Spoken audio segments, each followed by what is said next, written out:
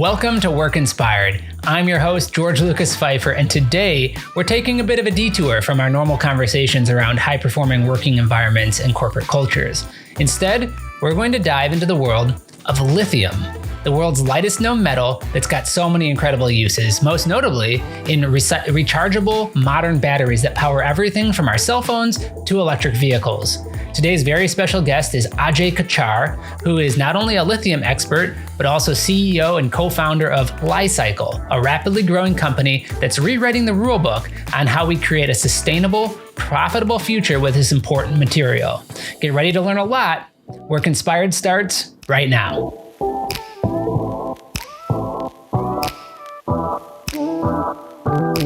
Ajay, thank you so much for being on the show. So excited to talk to you about something I think is incredibly relevant for today and for into the future. Thanks for being here. Yeah, my pleasure, George. Great to be on. So let's start by just hearing a little bit about your professional background. How did you get to where you're at today? And then tell me what you're currently doing. Yeah, for sure.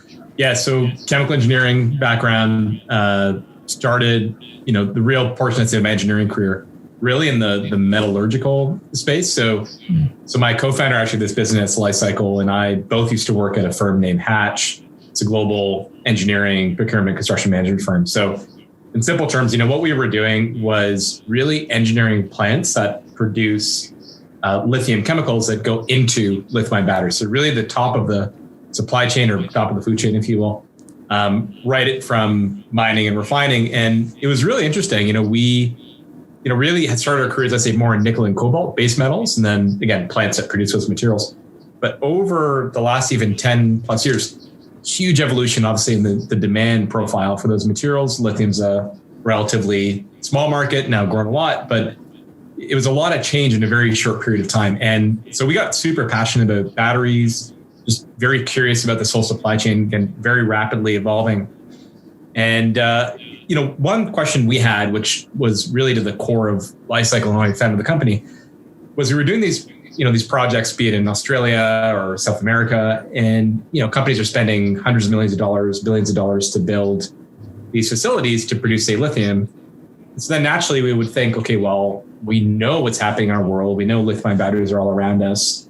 From, of course, people know electric vehicles, but just every person just look around them, right? You probably have 5, 10 of these batteries just near you, right? So I think we can all see that. So our natural question was, okay, well, what's going to happen then, right, to all those batteries when they die?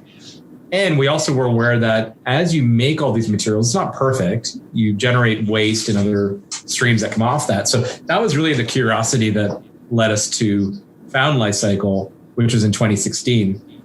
And that was the founding principle, was just trying to figure out what is happening to these materials. And the thing that, we'll get to this a bit later, but just to round off the intro, I think the founding of our story was really on curiosity and passion about this whole space is a big part of it. But even a level of frustration, we were looking at the ways batteries were being recycled, and it was mainly thermal. And so when you do it that way, you lose materials like lithium. So we had basically concluded, and it's held true now, that, well, if you're going to do it that way, that's no better than hydrocarbons. This is meant to be a renewable industry. You can't let that happen. So that's why we left, started the company, and here we are, which we'll get into. Okay, so give me, for the layman's background on lithium. What is it? And I think, the thing that powers my drone, or the thing that maybe is, I know is in a Tesla battery or EV car. What is lithium? Yeah, so you pull out your periodic table, maybe grade 9 chemistry or something. It's like very up there on the periodic table, number 3. It's light. So that's the element lithium. Now, what obviously is applicable here are lithium-ion batteries, right? So what are those? Those are rechargeable lithium-based batteries. Very big family, all have similar architecture. Battery basics, you have a positive terminal, negative terminal. But beyond that and a few other features, it's a big universe, right? So imagine now your household vacuum cleaner that might be cordless. Imagine your weed whacker or cutter, right? All the way to electric vehicles, which is powered, by the way, from the same family of technology. Now in the future, if you pay attention, they're focusing in the news, flying taxis in the future, which is based on the same, somewhat similar technology. So why lithium, right? Just simple terms. It's, the lightest, most electrochemically active, meaning it can pack a punch in terms of charge, material on the periodic table, and we can't change the periodic table. So for mobility applications, you can get really dense. And so things that you want to carry around that are light and you still want to get that energy out of it, it has that basic feature. So for mobility, other applications, that's why it's done well. And then of course, combined with a lot more manufacturing, falling costs, and just ubiquity in our lives. So are there different types of lithium, or is there basically one element? And I guess I should know this, but are the majority of rechargeable batteries using lithium? That's a good question. Yeah. So today, 70 to 80% plus of rechargeable batteries are now lithium-ion. But that wasn't always the case. Actually, the first lithium-ion batteries were commercialized in 1991. And it was actually Sony that used it first in their products. And, the basics of the battery and what's in it. So lithium's in the name, right? And so lithium is what actually shuttles across the positive, negative terminals and then causes the charge, which is then what delivers the energy. But actually in the battery, the way it's made is you have a cathode terminal and an anode terminal. I'm going to explain this because it can help understand all the materials that are within that. So the cathode, typically the backing is a foil, which is a conductor, basically. That's typically aluminum. So just imagine a really thin aluminum foil. The cathode itself is a powder. It's a black powder. And actually what it is, when they make these batteries, it's almost painted onto the foil. So if you look at it, you see this, aluminum silvery backing, and then you have this black kind of paint on it, like a thin layer. And then the same for the anode. The anode is a copper backing, and the anode could be different materials, but a common one is graphite carbon. And that, again, same thing, painted on the copper backing. So what happens is in the battery, like if you're trying to, no one should do this at home. But if somebody were to discharge a battery and cut it open, never do this, just say theoretically, what you would see are these layers with a separator in between, and they're basically wrapped. And the really technical term for it is a jelly roll. When you're in a cylindrical cell, like a AA, AAA battery, that's what it is. Basically just these layers and layers and layers wrapped almost like a cinnamon roll or jelly roll within a can. And that's it. And then it's immersed in electrolyte, and lithium is shuttling from one to the other. It causes a charge. That's what creates the energy. And you can recharge that, which involves shifting the lithium atoms from one side to the other. So that's the basic technology. But I think two takeaways from that. One, lithium's in the name, but there's a lot of other materials in those batteries. And two, now imagine all those things I said, right? Like cathode, anode, separator, electrolyte, the way it's made, complete variability, right? You can think of all sorts of shapes and sizes. And what are manufacturers trying to optimize for? Well, think again, as a consumer, what do you want? Big complaint of people is with their phone battery while it dies, right? So you want longer lives. You want, higher performance in a car. You want a longer range. You want a cheaper car. This is all driven from the lithium-ion battery. So, as just a consumer, I think everybody listening could agree that there's an exponential need for batteries. Look at most industries and being mobile and power, and now even the size of things that are powered by batteries, like vehicles. It's incredible. What is the demand forecast for lithium as we look at the next 5-10 years? Do you see that demand substantially increasing and that need becoming more so than ever? Yeah, and these figures keep changing. And I'm going to refer here in terms of, energy of batteries. It's actually the main often unit use is gigawatt hours. So, and also speak in terms of the number of factories that are making these batteries, and I'll speak to the demand. So on a gigawatt hour basis in the world today, there's a couple 100 gigawatt hours of production capacity for lithium-ion batteries. To give you an idea, to help contextualize that, in an EV, the battery pack energy could be 50, 75, maybe more kilowatt hours. That's on the bigger end. And there are, kilowatt, getting a little bit of a science lesson here, but the kilowatt hours is 1,000 watt hours, and a gigawatt hour is a billion watt hours. So that kind of gives you a sense of scale. So it's a lot of batteries, right? A couple of gigawatt hours is a lot of batteries. Let's keep that number, that kind of figure in mind. In 2030, there's a variety of forecasts, but the projected demand and the commensurate amount of manufacturing that, I've seen estimates over 3,000 gigawatt hours. Wow. So think of a couple of hundred gigawatt hours to thousands. So it's an order of magnitude growth that's not that far away, right? It sounds far away, 2030, but it's not that far away. And so that's kind of one, side of the coin. The other side of the coin is and also what's happening is cost, right? So the whole feature here, why these batteries have become so ubiquitous in our lives, and I mentioned the first commercialization, but you've had this continued innovation in the manufacturing and constant innovation in the battery technology. So the price has fallen.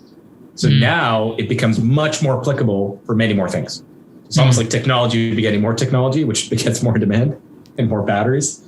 That's basically what's been happening. And to your point, all around us in our everyday lives. So I was gonna ask this question a little later on, but I think it's applicable now. Is there a limit to how much lithium there is? I've looked at a couple of forecasts, and it showed one is that the world might run out as soon as 2040. I think there's a number of different models that you could look at, but obviously, if it's abundant now and the cost is falling, it's going to be in everything, right? And it makes it a lot more approachable, especially the power it entails. If we run out, or if there's a scarcity of the resource, how does that change the picture? Yeah, good point. And to your point, you might have seen, estimates that say by 2040, 2050, we're going to run out of this material. So 2 comments on that. One, and this is again not apparent, probably to most folks on the outside end. There's, lithium in the Earth's crust, and then it's actually even harder to get it into the chemical, which is a specialty, think of it as a specialty chemical or material, which needs to go into a battery. So there's already a big lift in terms of, where you can get that, how you can do that, the quality of resource. So that is already a challenge, number one. And in 2, to your point, again, you just forecast forward all the demand. You're using a linear economy type model. Of course, you're going to run out at some point, and depends on the estimates you subscribe to. But in the not too foreseeable future, that could be a reality. So this becomes the question. And back to the story I gave there, why we founded the company. It was like, well, then we need to find a way to make this renewable, right? And not linear. And that's the obvious answer, right? If it's a finite resource and it's the need for the resources is expanding rapidly, we don't know when, but at some point it's going to become scarce or not available. So the most obvious answer is figure out a way to reuse it, right? And to recycle it. Yep. So tell me a little bit now about recycling lithium. I think we just kind of proved the point that it's necessary, given this use case and the future outlook of it. But let's say we didn't fear we were going to run out, right? Let's say that wasn't on the table. Is there an environmental aspect to just throwing away lithium, or like after it's been chemically altered to be put into a battery? A lot of companies, a lot of people care about the world and sustainability and the environment. Is that an important component of the recycling aspect of these batteries as well? Because I know you're not just supposed to toss a battery in the garbage as it is. I'm not 100% sure why. I'm guessing it does something terrible to the ground if it's not disposed of properly. But tell me a little bit about that. Yeah, certainly. And it's an environmental, it's actually also an economic part of the equations. And that all ties into sustainability, right? Sustainable means environmentally sustainable and economically sustainable. But I'm going to start with the environmental part. So the first reason why these things can't just be thrown in the trash, it is not only an environmental issue around the metals that are in a lithium-ion battery. So I mentioned, remember I talked about the cathode and the anode. So on the cathode side, lithium is always there because that's your kind of track and field shuttler. It goes from one side to the other. But in that cathode, you also typically have other heavy metals. It could be nickel and cobalt, for example. So those go to the environment. and they leach into groundwater, the ecosystem. They're toxic actually for humans, for organisms. So that's not good. We don't want that to happen, of course. I'd say the bigger, as important and if not more immediate issue as well is actually a health and safety issue. Lithium-ion batteries, folks may know from the Samsung issues and others, they're not necessarily innocuous scrap metal, right? When it dies and it's available, right? So as an example, if you just throw your phone, no one should do this, into the garbage and it goes through your traditional recycling or waste system, what happens is at some stage they're compacting, right? So say it goes to a landfill or a material recovery facility. What happens is, just like in your phone battery, if you short circuit that battery and it has energy residual, it catches on fire. And what's all around that is fuel, plastic, paper. And this is actually a huge issue that's occurring today in North America, around the world, because as these devices become more ubiquitous, some people don't know, they throw them in the garbage. And then this is happening, basically this fire epidemic. So those are the imperatives why this has to be dealt with the right way environmentally. And I'll pause there, but the other big part of it is economic. There's actually good business to this as well. Yeah. And in fact, I'd be interested, maybe we save this till the end, but most people have a trash can and a recycling can at their home, right? So I want to, before I get into that question, because I'm interested to know, what can we do, right? How can we ensure that lithium is headed to the right recycling facility? But let's talk a little bit about life cycle, because you guys are different, right? You guys are doing things a little bit differently. You're able to recycle a larger number of materials. Your process is different. Tell me a little bit about why your company is different than other lithium recycling companies out there. For sure. And I think it's important to start with what's been done with these batteries before you came along, and then what are we doing?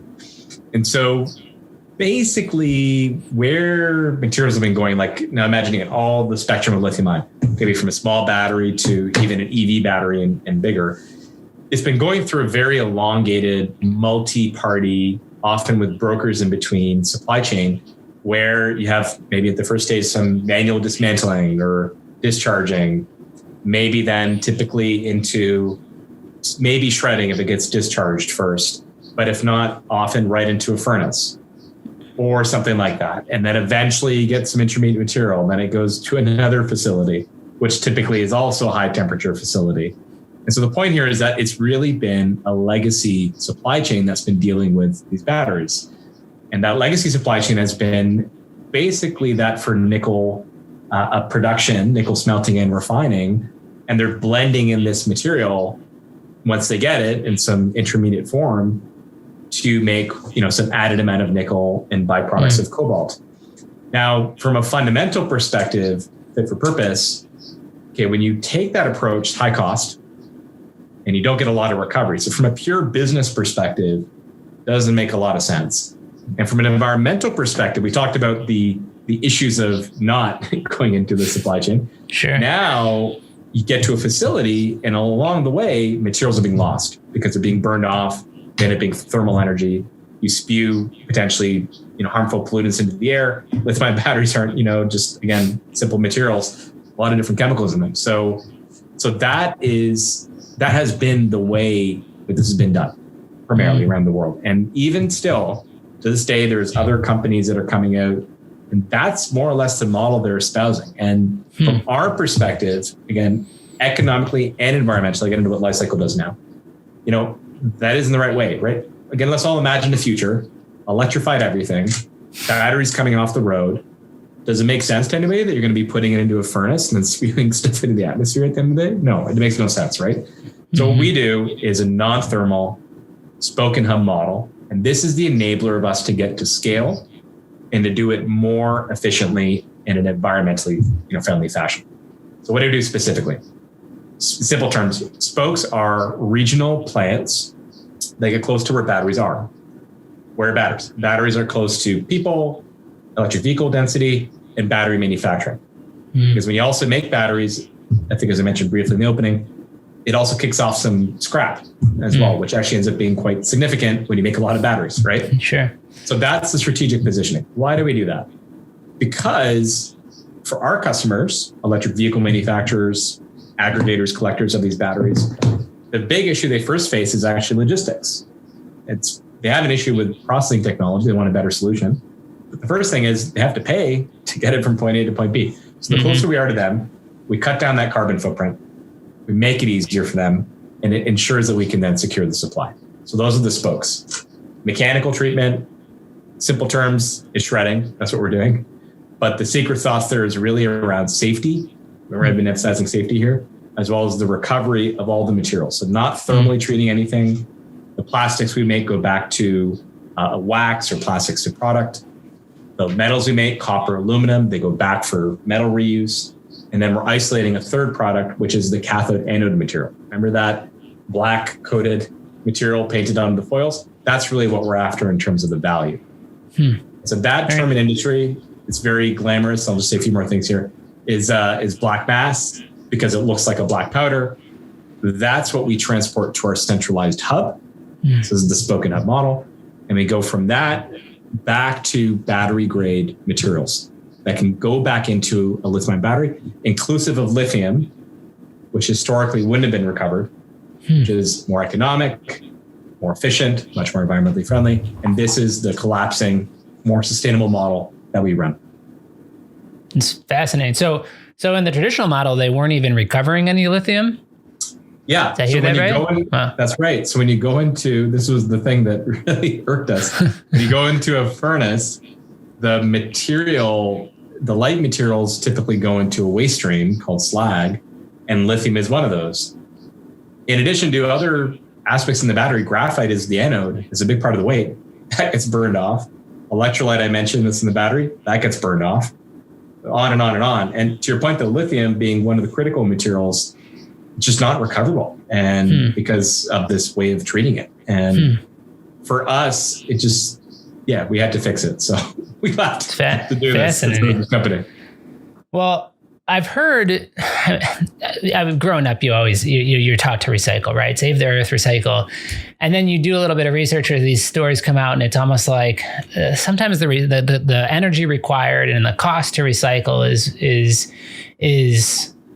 exceeds the benefit, right? I mean, I think there was a number of news articles saying that for a while, at least, China was buying a lot of our either trash or recyclables. And it just seemed like you put it in your blue recycling bin, and then maybe it was recycled, maybe it wasn't. I know that there's definitely organizations that have the blue recycling bins, but then don't actually recycle them. That just all goes into the same trash can. So tell me, when it comes to your new model, and especially the recycling of substantial, chemicals and metals and materials that will really make an environmental difference. Does the cost to do it sometimes exceed the benefit, or you had talked about economics briefly? I'm interested to know a little bit more about that. Is it financially lucrative to recycle these materials? Great question. And the short answer is, if done the right way, yes. The processing can be, as what we do, profitable, economically viable. Now, there's two sides of that equation. First is, what do we do? And the responsibility of maximizing the efficiency. Why we innovated new technology was because we wanted a low cost, fit for purpose way to take any type of lithium battery, convert it from point A to point B, right? And that's a low cost side. From a recovery perspective, that's what drives the revenue. Because our business model is that we're basically making lithium, nickel, cobalt, and then selling it back for reuse in lithium batteries. And the quality is as good, if not better, than virgin source. So, we sell that at least at the same price today. And that's the model. So what that then comes back to, the other side of the coin is, well, taking a step up, for people, maybe you've seen this in the glass space, maybe you've seen this in the plastic space, right? Really complicated sometimes streams. And the challenge there sometimes is the starting material doesn't have a lot of worth. So that's where the inherent starting point becomes challenging, right? Because if it has to give somewhere, right? Either going to get a fee or there's a premium or something. In our case, the nice thing is for this industry is the starting source is super rich in all these materials, and it is very valuable. The challenge has been, how do you do that efficiently, safely, scalably? That's been the missing link. So from a consumer standpoint, ultimately here, the benefit will be some sort of, reduction to the barrier to make this happen. And I can talk about, where consumers can actually take back their devices, which today is not perfect. but there are some ways you can do that. But the net effect of this big picture is cheaper devices or cheaper EVs as we return more materials. And for the supply chain is actually incentivizing it on a pull mechanism, not just saying, hey, pay us for this and we'll make it happen. That's what causes the barriers usually. How much of an impact, like you hear about Elon Musk trying to get the million mile battery, right? How much of an impact will advanced technology and the utilization of these batteries lasting longer have an impact on the need to recycle them? Because if I have a battery that sits in my car for 1 million miles, I'm probably not going to drive 1 million miles anytime soon. Let's put it that way. So I probably won't need to throw it away or recycle it. Right. So do you see that as impacting your industry at all? I mean, obviously there's this explosive need for these types of batteries to power everything that they go to power. But as the batteries become more efficient and last longer, what impact does that have on the need to recycle them? Great question. Short answer is, and I'm gonna split it into two. The short answer is it will have an impact, but we have a phased exposure, if you will, to different uses of these batteries and where streams are coming from. So today, we take a big net in. So imagine everything from groups that collect, sort devices, batteries, and then isolate lithium batteries, and we get those from them, to which are mainly consumer electronic batteries and appliances, to starting levels of, you say, the old hybrids from 6 years ago started using lithium-ion. So we're starting to get some of those and some battery electric through dealers from our customers who are electric vehicle manufacturers. That's like from a consumer back to the dealer, back to us. Then some starting levels of energy storage systems. That's, a small component of our feed in. So think residential utility scale energy storage. And an important stream, and the point I'm going to make here, for the first phase of the life cycle, journey in this whole industry, the big driver is actually manufacturing scrap. So that growth I talked about, a couple hundred gigawatt hours to 3,000 gigawatt hours plus, that requires a lot of factories. There are 200 of those in the pipeline around the world today.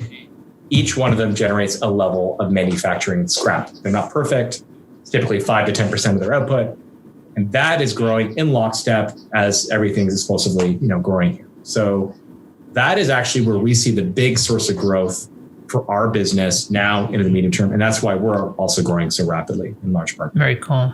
Are you guys operating in different countries? Are you focused mainly in North America, or I'm guessing that there's different levels of battery production happening, around the world, like in other industries. Do you kind of use your spokes in the places where the battery scrap is being created? That's the whole idea. Exactly. So we are commercially operating today in North America. We have a plant in Canada, second in Rochester, New York. We actually just announced today we're building a third in Arizona. So that's the whole focus here, is we get closer to where batteries are. And we have a plan for 17 more additional to that globally. Wow. So we have a plan in Europe, Asia, ex-China, in China, even different strategies by market, typically via partnership. So there'll be more coming on that soon. But again, it comes back to your question. It is always located near to battery manufacturing, population centers, or EV density, which is really what drives the battery flow in. Awesome. I want to talk about your scaling up in a second here, but if a person listening or a company, because we focus a lot on working environments, and I could imagine that businesses in some industries might have a collective need to recycle at some point in the future here. How do we get a company like Li-Cycle our used lithium? Yeah. So depends on the source, right? So if you think about your home, and I think a lot of people have this drawer or junk closet or something where they may have a bunch of old devices and cell phones, laptops, whatever it might be. So two comments. I'm going to give some advice on where you can take it to, and two, some comments on how it can improve, because I think we're going to try and play a part in that too. But today, you can go to Best Buy, Staples, office buildings. Obviously, not a lot of us are in office buildings anymore, but a lot of buildings have that. Grocery stores, they often have a take back box where you can take back your electronics. Sometimes it's tailored to batteries. There's a program in North America called Call to Recycle. There's another company called Battery Solutions. These types of companies are the ones that, and others are the ones that facilitate that collection for batteries and all types of batteries, right? So even think like AA, AAA, the stuff that goes in your remotes, right? So they take in that mixed string, and then them and other partners are sorting those into different types of batteries. And then from that broad network, we're getting the lithium-ion stream, essentially. So it starts with those sorts of collection points. Second comment is, I think we can get a lot better at that. I think when people go to actually do this, it ends up being pretty difficult. And, I think it's an area of need of innovation and, something we're paying attention to in terms of, how we can potentially play a part in better collection. And we live in the Amazon world where you get things delivered to your house in 2 days and you can return anything you want. Would it be financially possible that at some point in the future we use the logistics advancements of companies like Amazon to potentially just, put our lithium in a box and it gets shipped right to your hubs? That's, that and other ideas around, reverse logistics, ease from people's homes, potential other streams of materials that you could have with that. And obviously the challenge around that is lithium-ion batteries and these devices they're not scrap metal. So yeah. They need to be, there's a lot of safety aspects that need to be considered. Sure. There. But yeah, I think kind of like a distributed Uber for batteries or something like that would be good. I think a lot of people would like that ease, right, in the world that we're used to these days. Or minimally some form of trade-in type of a deal. Like right now we trade in our cell phones, but usually only if they work, right? So it would be kind of cool to maybe incorporate some sort of, at least acknowledge the fact that if you're buying a new phone or you're buying a new car, or you're buying a drone or whatever, you got a lithium battery in, maybe they ask the question, what about that old one? What did you do with it? Yeah. Because I wonder how many people are I wasn't aware that there would be that much of a fire hazard of having a battery in a compactor, but it makes a lot of sense, I'm sure no one wants to cause some sort of mass accident or pollute the environment. So real cool stuff. I love this conversation because not only do you have a great business model, something different, something innovative, something profitable with huge growth opportunity, but you're also doing something really good for the world, and you're doing something that's important and that's making a difference. So congratulations on this venture and your success. I'm very interested to know from a personal perspective, from a leadership perspective, when you and your co-founder started the business and you guys have ramped up so quickly, and with, just launching your third location, today you said, congratulations. And then with plans for 17 more, that's a massive growth and scale. What advice do you have to other business leaders or other professionals listening that might want to try to emulate some of that pace and success? Yeah. Look, in this will come, I think, probably some other questions that kind of, qualitative aspects, right? Characteristics that you need to go on this path. Look, our story, there's always, a very zigzaggy path to where things line up. And I think people know that, you'll read about it, but it's true, right? Every single story is a little different. I think in our case, the core values that saw us throughout all this, which remain the same, is just a true passion about this space, curiosity about what's happening in our world, how our energy profile is changing, what enables that, what do we need for the future, and then figuring out the areas of that have problems, real problems, and need innovation. And then that was a combination just on a personal level, like this was our background. Like we were designing plants that, did things for mining. It's the same kind of general, world of how we do things. So I'd say what I'd encourage is, and again, we fell into this in many ways, but in retrospect, I think one was curiosity and then identifying based on what we could see real problems and just listening and asking a lot of questions and really trying to center a value proposition around that and then keeping it nimble, because in our space, things just keep on changing all the time. So you have to keep nimble. I think the other part of that then was, in our case, which was nice, was then linking that up to with what our skill set was. And, in our case, fortunately, there was a tie. Doesn't always need to be, I think, but that created a great foundation for where we are today.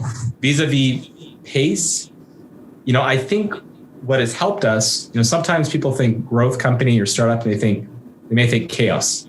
They may think a lot of, things are frenetic. Things are frenetic, of course, in terms of the pace, but actually what's helped us a lot is structure.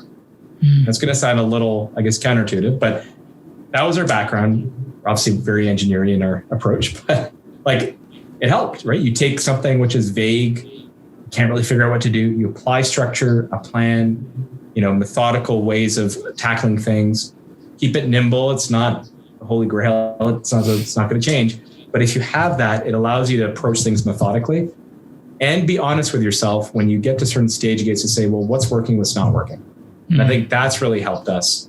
It's because now we've gone to the stage where now we need to build 17 more plants. We have the foundation that's sound to make sure that continues to happen the right way. And I think that's an important takeaway of our approach. Again, some of these things you figure out in retrospect at the time you do them, and you hope they work out. It sounds intelligent and smart. Obviously, having that structure and that foundation to continue to grow and to scale. It'll be interesting to see as you guys move into countries around the world, what differences there are based off of taking a model that's working well here in North America and applying it to China or anywhere else in the world. But it will be a fun story to watch and to watch you guys grow. If people want to learn more about your business, is it licycle.com that they could follow you? Yeah, that's right. So li-cycle.com. We have a great corporate video that people can watch to see our facilities, and we're very active on social, Twitter, LinkedIn. Keep up to date with what's happening in the industry, changing all the time, and we keep releasing. Very cool. Yeah. Developments. I've watched that video. It's a good one. You did a great job in it, by the way.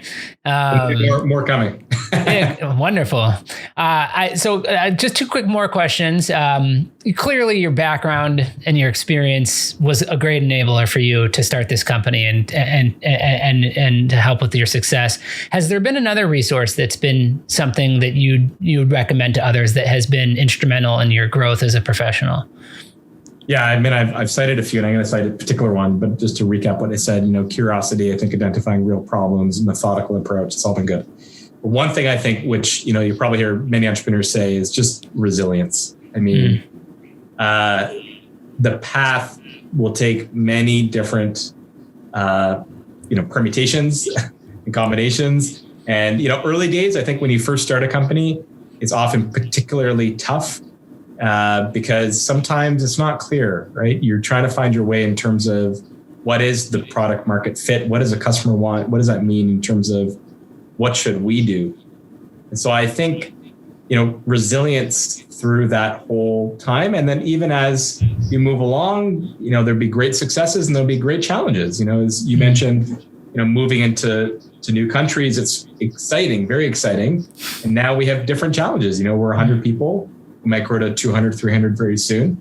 So my life changes a lot and it's exciting. But the things coming across my plate are very different. I think keeping that resilience, I think underpinned by just a positive outlook on life, it will just make every day go that much better in terms of the path. And I think if you keep that throughout, then this will keep enjoyable. And I think where I've talked to folks maybe where they get a little discouraged along the way, you can kind of take the converse of those values, and sometimes it gets challenging. So that'd be my recommendation in terms of reviews. Yeah, it's well said, and I've heard it over and over again on this show.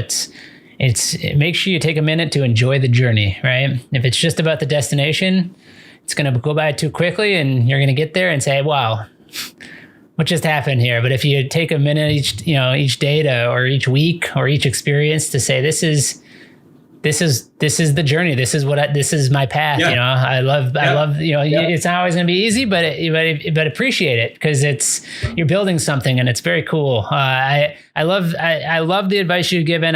Thanks for educating me and our listeners on lithium and on the recycling process. I think we know that it's a big deal and that it's important, but I think now we know a little bit more about why and how. Again, congrats on your success. Looking forward to following you guys. I know you got some big events happening and coming up here. So best of luck to you. And thanks so much for your time being on the show today. Appreciate it, George. Thanks so much. And thanks to the listeners. Thanks for listening. If you enjoyed this conversation, please take a moment to rate our show. If you haven't already, be sure to subscribe to the Work Inspired Podcast so that you don't miss any of the incredible guests we have planned for upcoming episodes. We'll continue to find the best and brightest minds in business so that you can learn, grow, and succeed, and so that we can all Work Inspired.